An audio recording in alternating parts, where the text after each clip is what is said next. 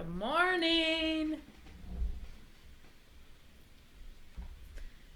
Make sure you say hi.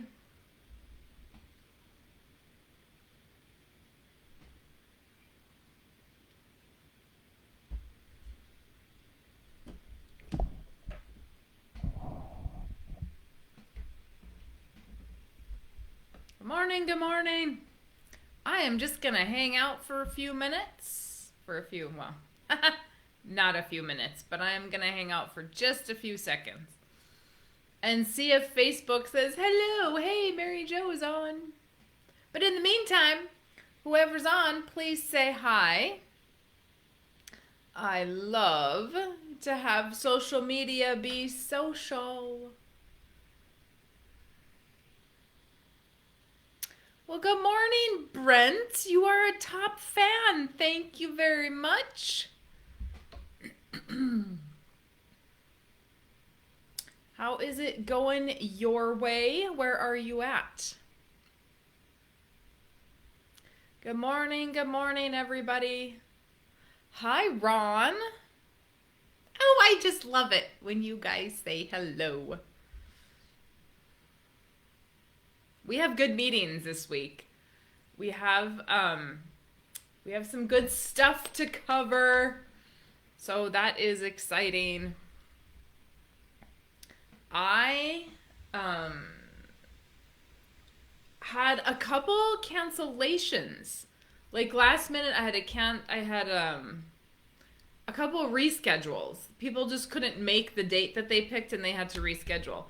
So if you guys are scheduled, please make sure that you get on our waiting list.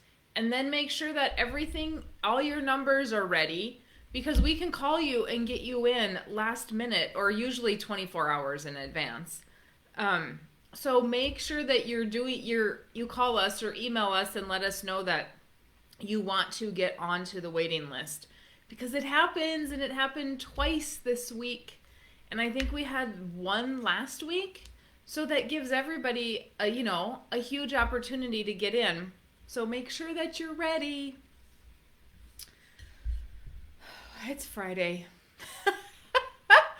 I can't complain. I shouldn't complain, right? Because you guys work every day of the week, and I work on the weekends too. But I don't have to have an alarm on the weekends. I was tired and I wanted to sleep this morning, and I didn't want to get all dressed up. I just wanted to put a hoodie on and be done with it. And it looks like we might get some rain. I have not looked at the radar because it just goes around us, but we are so dry. The western side of our state, I think they're at a little over 8,000 acres that have burned. Not good at all. Hey, Stasha. Good morning to you. I saw your email this morning. Good morning, Brandy. See? Yeah, it's Friday. It's hard to wake up. Hey, Dave. Now Facebook is letting people know we're on. Good morning, Dave. Oh, yay, you got your books. So you're probably up reading all night, right, Brandy? Okay. For those of you that are not saying hello, and if you are new and do not know who I am Mary Jo Irmen, and I am the author of Life Without the Bank and Farming Without the Bank. I am an infinite banking concept practitioner, and so I teach what Nelson Nash wrote about in Becoming Your Own Banker. All right. So today we are going to talk about who we had for clients this week. And it's a little bit shorter this week since I had 2 reschedules, and nobody was on the waiting list ready to get in or didn't answer their phone, whatever. So it's not going to be quite as long. But if you guys have questions, please put them in the comments and let me know. Good morning, Darcy. First clients that I'm going to go over. I had a couple of these last week if you tuned in, and I had one this week, somebody that I visited with again after visiting with them 2 years ago. And so they have actually had some stuff change. Last week, the people I talked to, nothing changed. We just kept doing the same thing, but wanting to do infinite banking. We can't do infinite banking if we don't have the money. So this couple, they've paid some debt off. They did buy another farm, but we freed up some cash flow because the payment's not as much. So we are looking at, I think they freed up like $20,000 a year of cash flow. And I said, well, where is that going?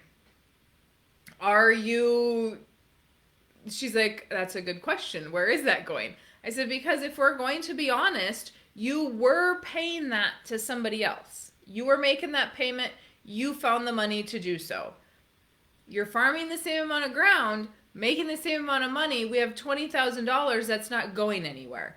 So if we want to be honest, we want to keep making that payment, make that payment to ourselves rather than making that payment to the bank, rather than spending that money and having Parkinson's law take over, right?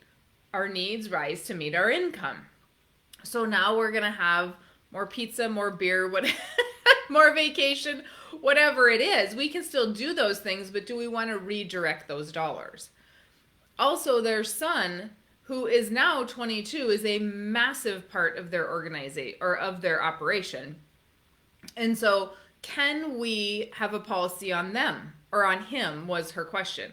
Absolutely. Because he is so integral to their operation. Yes, if something happens, we need to have a policy on him. And likewise, he should have a policy on mom and dad. And so then she told me that he just bought a farm and he has a lot of cash. He is not borrowing basically anything to operate. Few $1,000s here and there. But for the most part, he has got his own little business going and he's got enough money coming in from that business that he does not need to borrow any operating. Great. So now he's got this money sitting there. Guess what's coming? He's going to be needing some operating expenses, fuel, those sort of things. And he wants to use the money he has sitting there to pay off a 6% equipment note and to buy a new trailer. So my advice was if he buys the trailer and pays the note off, there goes $120,000. Yes, it's at 6%, but then what's he going to do? Then he's going to turn around and go to the bank and get it as a line of credit because he gave them all his cash. We have to think about the cash flow. It's so super important. I do not like his 6% note. No way, shape, or form. But his operating was at like 5. So it's a percent, but he can pay it off early based on his income that's coming in. He'd be able to pay that trailer off early anyway.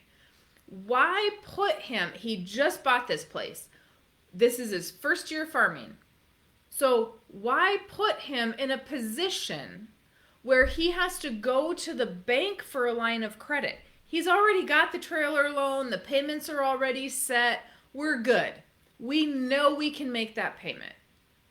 Let's use the cash if he needs to, right? Because he doesn't have a policy. Let's use the cash for operating so that if he has a bad year, because where they live, it is a drought as well. So let's use the cash for operating. So if he does have a bad year in a drought, he is only short to pay himself back, not short to pay the bank back. Because it's a lot easier to answer over an equipment note payment than it is a line of credit. Don't go down that rabbit hole if we don't need to. Leave that money liquid so that he then has it to use for operating. Then I said, don't be paying cash for that trailer. If he can go get a better interest rate at the bank, if he can go get a 3 or 4% interest rate on this new trailer he's buying, which is still going to be less than what his line of credit was, right? Because if he uses the cash to buy the trailer, then he turns around and goes to get a line of credit. What does it matter? You're getting money from the bank regardless because we don't have enough for everything. So I said, if he pays cash and that doesn't go into the policy, right, what is he losing? Cash isn't king. Even though they have taught their kids the whole Dave Ramsey method for years, 24 years they've been teaching their kids Dave Ramsey. Well, 22, because they met me 2 years ago. So she's been trying to rewind everything that they have taught the kids. He is only 22 years old. $60,000 trailer at 3% over the next 65 years, because if that went into a policy, we have 65 years for that money to make us something.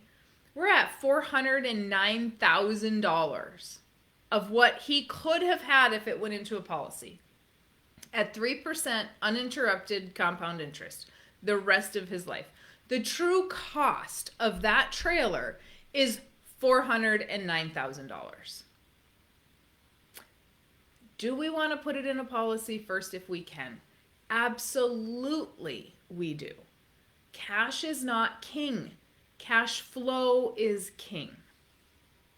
So it was a really good just review, but she made a really good comment because she listens to all the podcasts, and she said it finally sunk in. Like, it took 2 years, but they met with me, and then she continued to listen to podcasts. She continued to read. She did not stop learning. That is key. Some people get it the second that they read it. Like, I didn't necessarily get it, but I knew I wanted to do it, and I knew it made sense, right? So I continued to learn. Some people don't get it right away, and like she said, it's just not that hard. I was making it really hard. And if you guys have listened to my podcast, you've heard my client Nate say, it's really easy when you quit making it so hard. That is huge, and it's so true. It's not that hard. We make it hard. It is the simplest thing in the world, but we are making it complicated. And by her continuing to listen and not just saying, oh, I had an hour and a half meeting with Mary Jo, and so, we're good. I didn't like it, or I didn't understand it, so I'm done learning. No. When you want to learn something about farming, you don't just say, oh, okay, well, good, I heard that once. No, you keep educating yourself. This is the exact same thing. All right, next guy, I had a couple people this week that were not farmers, which is good. Love it. The next guy though, he is taking over mom and dad's operation, working off the farm. And he is doing a great job. He does a lot of stuff with estate planning. So he was already like on point, kind of knew what was happening with the estate plan because he's very much pushing for that to be settled. So he knows what he can and can't do. They are working with an estate planner. He is not an estate planner himself. He does some, hey, you need a plan. Right, he works for an organization that is just bringing that to light, but then they have to go work with a different planner. So he's working with an estate planner who I do not like. I do know him, and I do not like him, and I don't know anybody that likes him, but nonetheless, that's their guy. So this dude sold them a universal life that they have a return of premium on, basically. So if mom and dad live to 85, the premium comes back to the kid who's paying for the life insurance policy. Pretty rare in today's day that somebody's not going to live past 85, especially when the longevity of mom and dad's parents are in their 90s. So we're going to hope that they die before 85 so we can get some death benefit. Otherwise, we have a really good savings account. Not exactly an estate plan, in my opinion. Also, a second to die policy, which means mom and dad are both the insureds, when in fact, you only need death benefit for one of them because it only pays out when one of them dies. If you have not heard me talk about second to die policies, I do believe I have talked about it in a podcast. They drive me insane. And they're probably going to drive me insane until I find a purpose for them. As of right now, I don't know what the purpose is. If we insure 2 people and it only pays out on one, why don't we just insure one person and not overpay for death benefit? Horrible for estate planning. I just don't quite understand it. So anyway, then on top of that, he was also instructed by a trust officer that I know and is lovely, I love her, that he should change the beneficiaries on that policy to his siblings. Because when mom and dad pass away, the siblings, it's the money for the siblings anyway on the death benefit. Which, I see this a lot. And it makes sense in the sense that, yeah, that's who the money's going to go to. Just give it to them right away. It does not make sense when we talk about generational wealth. And so if we buy a life insurance policy and we get the death benefit, what can we do? We can then take that death benefit and use it to buy more death benefit.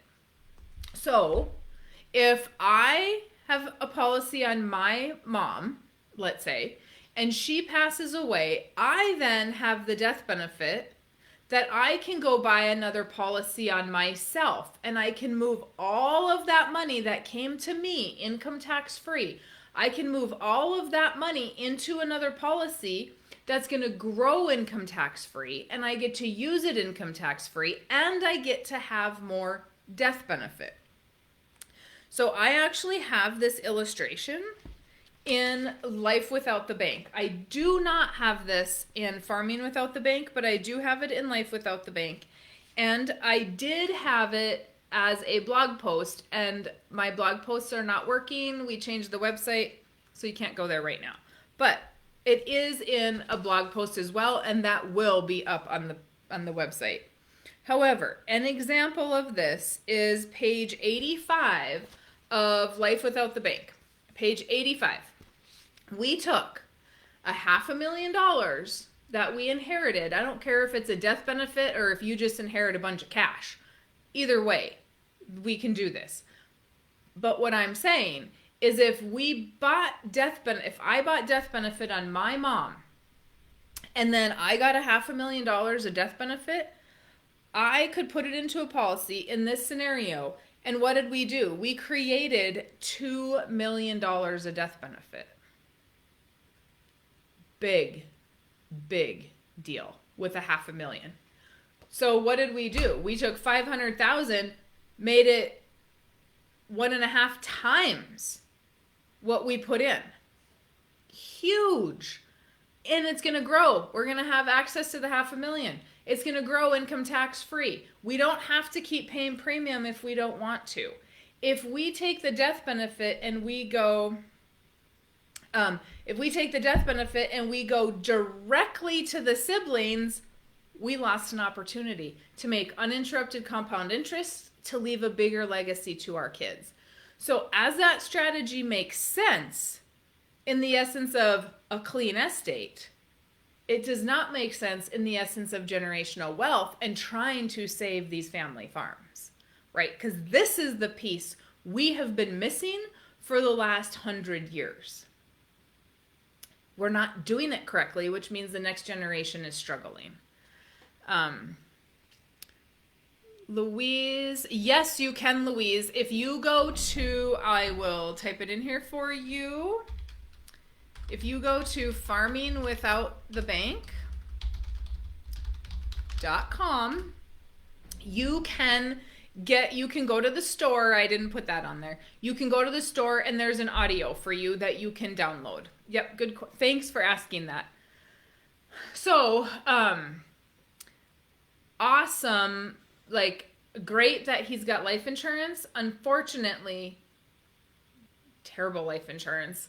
I am going to look at an in-force illustration for them, and hopefully it's not as bad as what I'm thinking. Mom and dad are 72. Very iffy if it makes sense for us to do anything else. Very iffy. We need to know their health. It's not a no, but we need to know their health. I got to look at what the dollars are going to cost. It's going to be some work to see if we need to change it. But what he's got now, 85, are you kidding me? Who in the heck even uses that as an estate plan? Come on. I digress. Okay, the next guy. He does farm a little bit, but he mostly has an off the farm job. He is 61 years old, and him and his wife have been super amazing savers. And I see this once in a while, and they're all kind of in the same boat. So 61, we have like $3 million in investments, IRAs, 401ks, pensions, bonds, $3 million at 61. He's investing it himself, so he's making a really good rate of return. He is one of the few that will actually make money off the market. Because I'm not going to say nobody does. Most do not, because most people are like myself and they just hand it over to a broker and then hope that the broker does what they need to do. Because it is I don't want to say a full-time job, but it is a job. And it is emotional roller coaster, ups and downs. Not for everybody, for this guy. Fantastic. He's got the money. So we get done asking him all the questions, and he says, well, I just want to know how much the death benefit's going to cost me because I have AFib. I'm like, what? Like, he loves his investments. Loves them because he loves chasing the rate of return. Okay, I can respect that. And I said, so you just want to know what the how much per dollar of death benefit that's going to cost you, because he is still under the assumption life insurance is too expensive. I said, okay, so can I ask though, have you looked at the required minimum distribution? And he said, no. I said, your accountant hasn't talked to you about that. Nope. So you can go online and put in RMD calculator, and it will bring you calculators. Everybody's got kind of a different one. It'll bring you some calculators of what you can anticipate that the government at 72 says if you have money in investments and you're not taking it out, or even if you are taking it out, if you're not taking enough, this is what we say based on your age and your spouse's age and your return. This is what we say you should be taking out.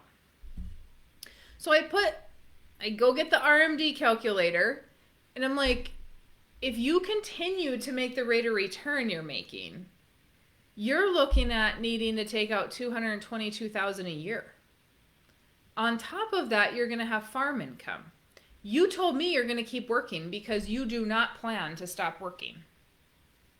So if you're going to keep working, you're going to have income, you're going to have farm income, and you're going to have $222,000 of ordinary income.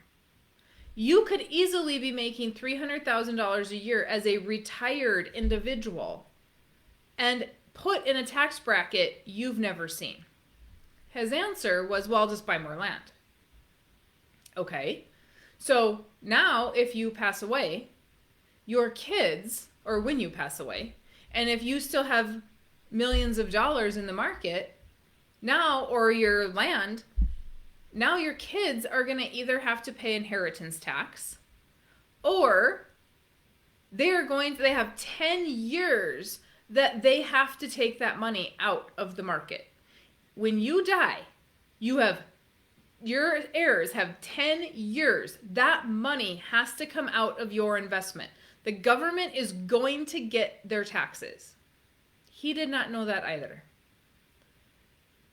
So I said, if your son's not going to farm, or you don't trust him to farm, because he just wants to sit in the tractor and doesn't want to run the business side of it, and you're concerned about that, then what do you need all the land for? Like, for you to farm for 20 years, and then you're going to sell it and pay capital gains on it, in addition to having to take this out? We needed a plan. And his plan never considered required minimum distribution. His accountant had never brought that up.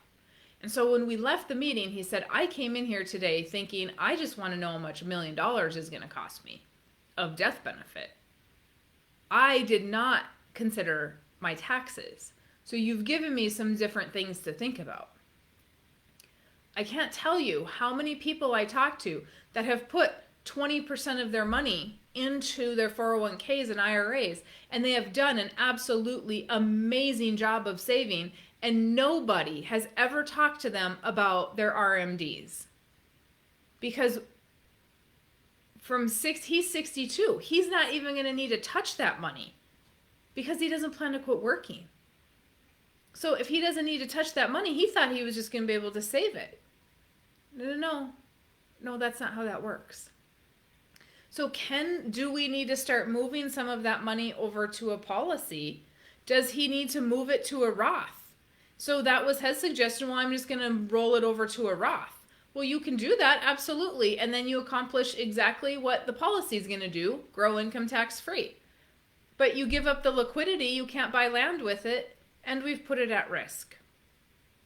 Right? Because he said to me, I love this game, but I could lose 50% of it. I could have nothing tomorrow if the market crashes.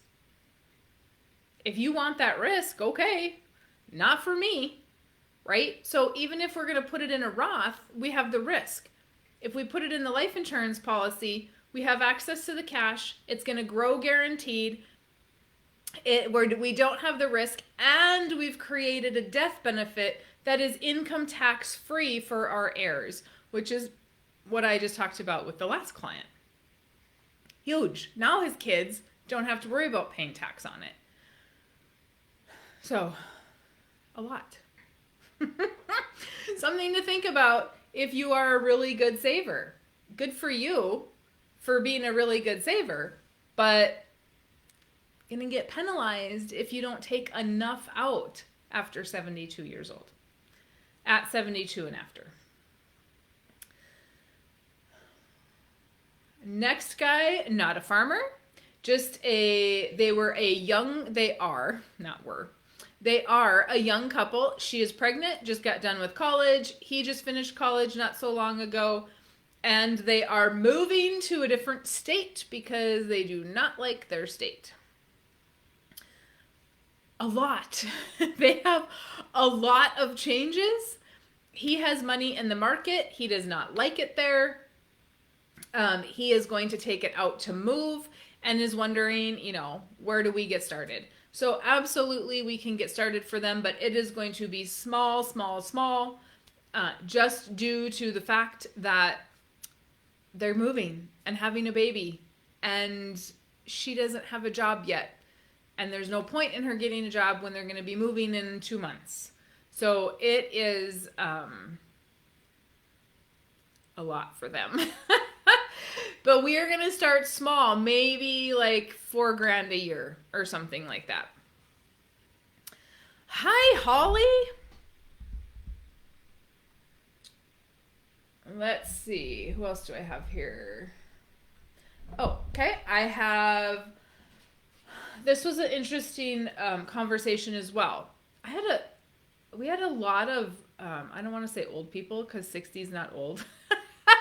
But I typically have like 20-year-olds all week. And this week I had older individuals.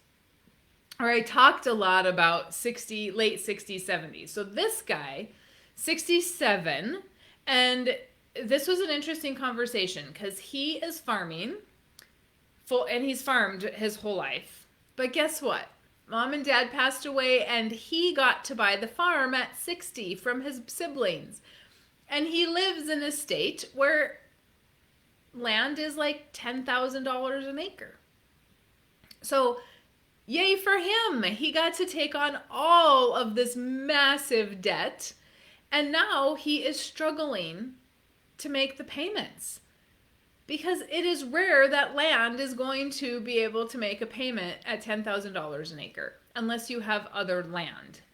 So, and he's doing regenerative ag, he's doing cover crops, like he's doing some marketing of grain. So he seems to be doing all the right things, but let's be honest, it's a struggle. $10,000 an acre, and we farmed it forever, and we paid top dollar for it because the siblings could not wait to get their new vehicles and their new house.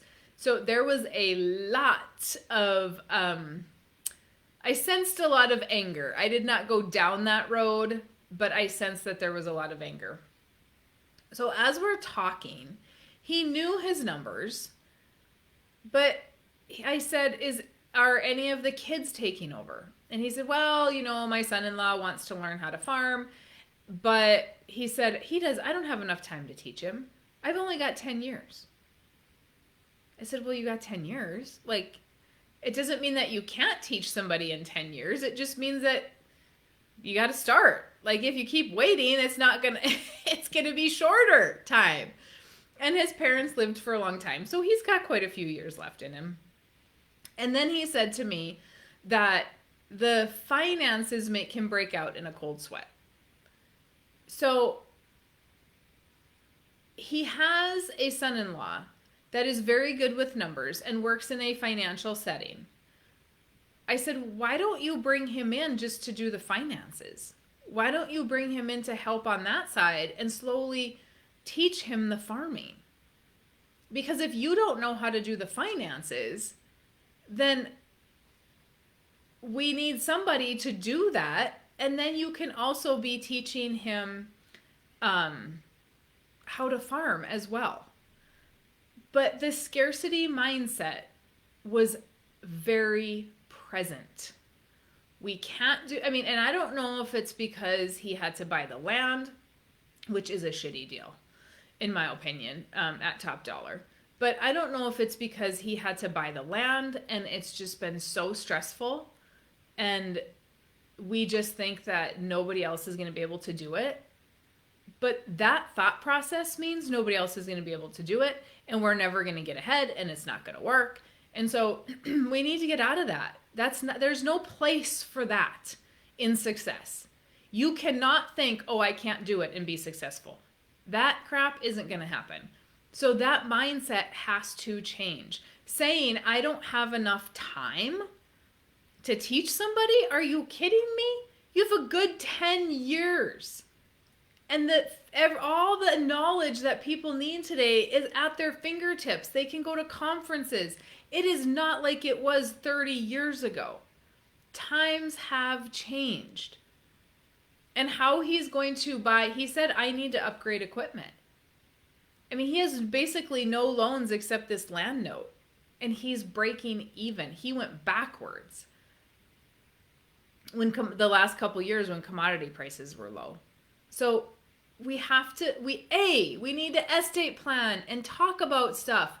And why are we buying it at full price? And two, we can't say that finances make us break out in a cold sweat. We need to figure them out. We need to try to understand them. And so I gave him some really good next steps because he really was stuck. He wants to do something. He is just so overwhelmed by all of it. He doesn't even know where to begin. And so at least we gave him some really good next steps so that we can possibly move forward and get him out of the finance if that's not where he wants to be. Everybody has their thing. If he just needs to know enough to make things go, great, fantastic. So that was interesting. And it was very disheartening to me to hear that he had to buy that land because guess what? Most people at 60 are saying, nope, you want top dollar, rent it out. I don't care. I'll keep my portion of it. You guys sell yours. I'm not doing it. That's why we're losing farms. one of the reasons we're losing farms. Okay, that is all I had for new clients, but I also had another little theme this week with existing clients that have wrote policies and then they put them in the drawer and they forget about me and they don't listen to the podcast and they don't read the books and they don't listen to Facebook Lives like you wonderful people. And so we forget why we're doing it. We forget about the infinite banking concept. And what do? We look at this shirt. We look at the policy premium and go, why am I doing this? And so I had one client that said, Mary Jo, you need to resell me on this. I just think I should have more cash value. Well, his cash value is exactly on point. We are 3 years into this thing and it is exactly on point. He has what we talked about. It's a phenomenal policy. And I said, now you have the death benefit to leave to the kids, income tax free to save the ranch. So by the end of our conversation, he remembered why he had the policy. He's getting another one or two. But we just need that refresher, because when that premium comes, we're like, why are we doing this? And we get busy and not everybody wants to listen to me all the time. And so just a little bit, if you just listen to me once a week, it's okay. It's a podcast, right? But it keeps us reminded why we're doing this thing and to change our thought process about how we think about money. That's the concept. The policy is just the tool to get us there, which leads us to the next client who we are like 4 emails back and forth and so stuck on rates of return because he's not farming. He's working off, he's not yet anyway, came from a farm operation, but he said, I can see how this works for your farmers, but not for us that punch a clock. I'm like, it works for everybody. It doesn't matter. Well, I should be doing something that creates cash flow with it. Well, you should, but you have a house to remodel. So you're remodeling a house instead. So when the house is done and the money's paid back, then use it for cash flow. This is about a long-term thought process, which is exactly what my other client was stuck on, right? He's in year 3. Guess what? I don't care what illustration you look at in the book. Well, the one illustration, cash value goes up by the same amount in year 3. Policies have changed a little since I wrote these books.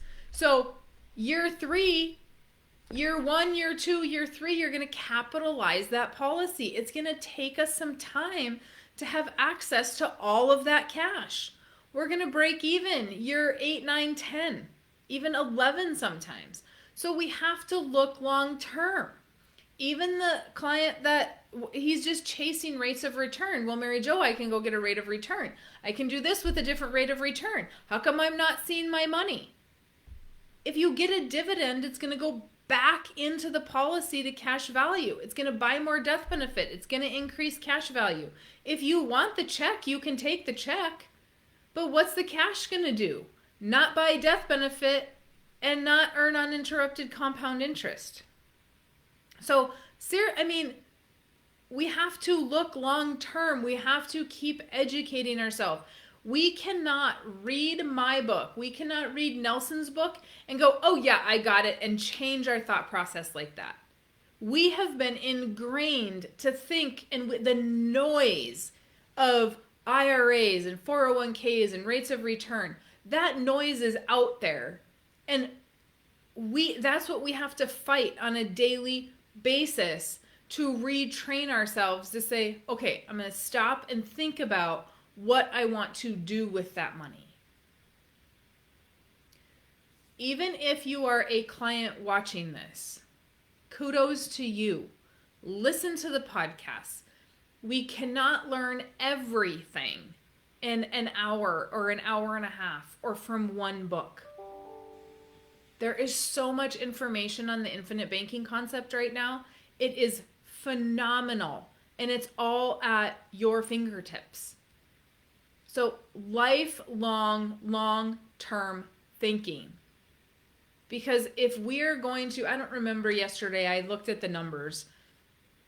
the younger guy that's asking about his rate of returns and creating cash flow and where's my money going, and all of the amount of money he makes over his lifetime since he's only 30 years old versus what he puts in is crazy. Income tax free. Where else are we going to do that without risk and liquidity to go buy things for cash flow? Where else are we going to do that? Nowhere. So we really need to stop and think and continue to educate, because Nelson says you use it or you lose it. This is what he was talking about. You don't use your policy, you're going to lose it, and you're going to forget about why you have it. So those were my meetings this week. Oh my gosh, Dave. We would welcome... Oh, I'm just looking outside. The sky is blue. It's not raining. It's like blue and the sun is shining. I don't even want to see the sun. I want to see clouds and rain. But it is... We have had... What did I see? I don't think we've had rain since July. We basically had no snow. It is so dry. And people are driving me crazy because they're throwing cigarettes out of the window, which are starting fires. I heard of a guy last week that was welding in his shop and a spark started a fire. People are in the campgrounds doing stupid crap, starting fires. From what I've heard from just the fire departments and firefighters and stuff online is it's human stupidity is what's starting our fires around here. Some of it is just like there was a fire somewhere that I heard they were grading the road and a spark came off of a rock. Like, that's not going to be helped, right? But where our new ranch is, there was a fire a mile away, and we're like, oh, oh my gosh, please stop it. So yeah, it's so dry. Maine is dry too. Smudging season. Holly, what is smudging? I don't know anything about fruit, but that sounds interesting. Like I should know about this. I will hang on here until you answer because I want to know what smudging is. Oh, you lucky ducks, Melanie. It seriously goes around us. It's absolutely, and it's not just us. I mean, the whole western side of the state is burning, so they're not getting anything either. I saw this morning, I could smell rain outside, and I was like, oh my gosh, and I pull up the radar, and there's a line just west of us a little bit. And of course, that's when they predict that we're going to get rain, is when it's actually raining. And now the sun is shining.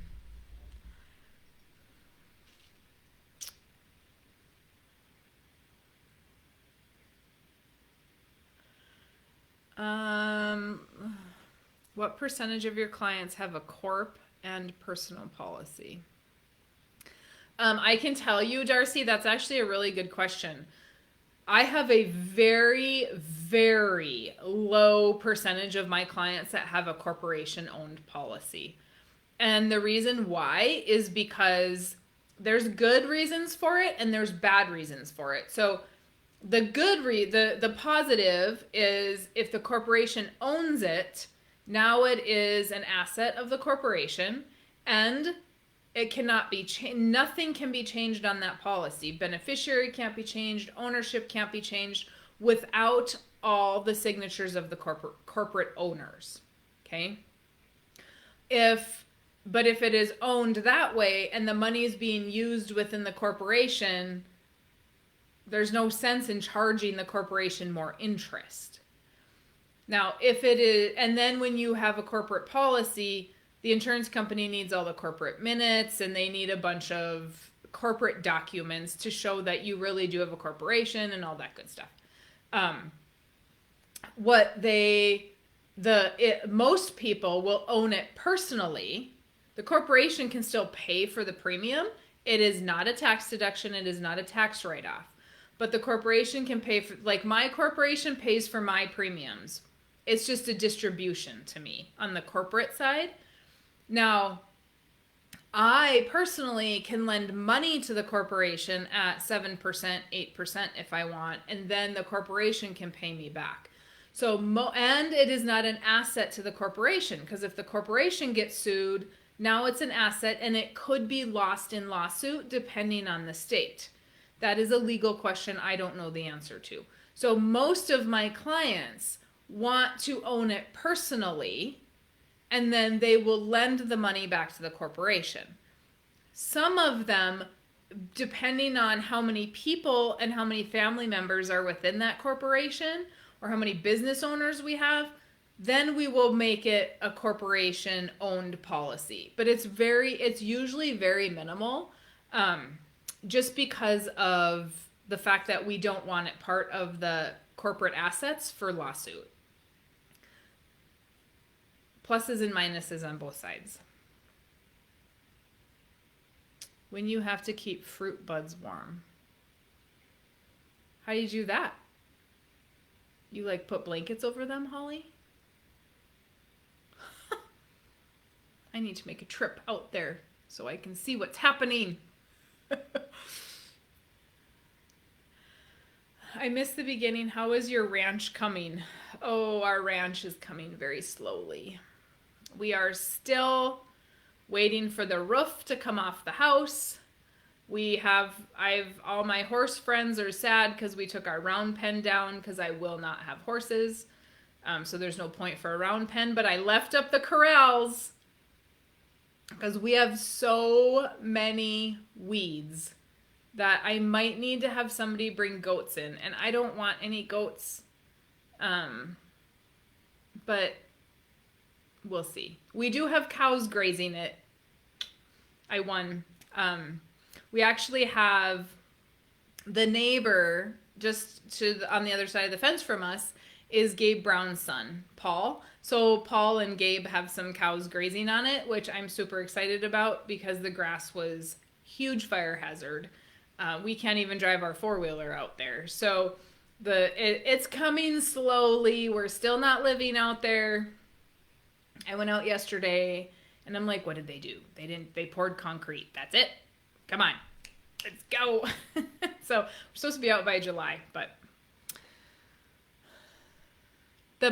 Jeremy, the best way to make an appointment is to go online. If you have purchased the book, Jeremy, you are getting emails. Check your spam if you've not seen them, but you're getting emails, and in those emails is a link to my calendar. If you are not getting them for some crazy reason, you're always welcome to call the office, and we are happy to make an appointment for you over the phone as well. But most people just go on to the link of my calendar and make an appointment that way. You're welcome, Darcy. This whole keeping the fruit warm. You guys, Holly has, she's in Washington, and they have cherry trees and apples, if I remember correctly. But I love learning about new stuff. Oh, wind machines, smudge pots, propane heaters. Oh my gosh. That's crazy. Oh, Holly, you're going to have to send me pictures. I want to see what that looks like. Or, and Jeremy, you can always message me here on Facebook and I can send you the link too if you're not getting the emails and you've read the book. You just have to read the book first. That's it. Okay. So for those of you that have not, oh, look, we have all kinds of people on. For those of you that have not gotten the books, Life Without the Bank is still at this time $5.99. That is going to go away the end of April. So if you've not gotten Life Without the Bank, go ahead and do that. But if you can, if you're going to get farming, get banking. If you're going to get life, get banking, becoming your own banker. They are great books together. But of course, I do ask that you read at least one of those three before we meet, so you have an idea of what we're talking about. And then we'll go over everything, and we'll have a great meeting and give you some suggestions and all that good stuff. Stasha, Holly's gonna have to post pictures on these comments now because everybody wants to know what they're doing over there. It's so fascinating. Okay, you guys, that's all I have for today. Feel free to email, to message me, whatever, if you have questions, if you have comments. I am happy to answer any of those. And otherwise, you have a absolutely fantastic rest of your day and weekend, and we'll see you next Friday.